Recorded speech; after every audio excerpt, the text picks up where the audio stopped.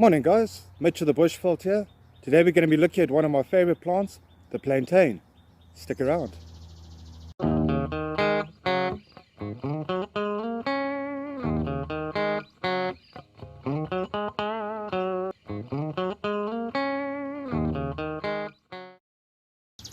Okay guys, now to identify the plantain, pretty easy. You saw a picture of it in my intro. If you look at the leaves, they've got these long thin ribs at the back of it, reaching all the way to the edge of the plant. This is an example of one of the seed pods. These all the way through summer, you'll see them sticking out in the middle of the rosette, normally 2 or 3 of them.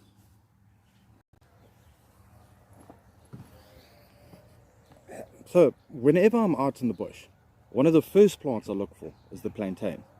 Lots and lots of uses. The baby shoots or baby leaves, these can be eaten raw. The bigger leaves, these can be boiled down into soups, stews, or even fried in the pan with a little bit of butter. It's fantastic. On a medicinal side of things, if you chew it up, put it onto a wound or even a sting, it'll help draw out that pain from the sting. For a wound, it's antibacterial, it's antimicrobial, so it's going to help protect that wound. For internal, once again, great for colds and flu. You make a tea from it and drink it. It helps to get rid of any bad microbes in your stomach.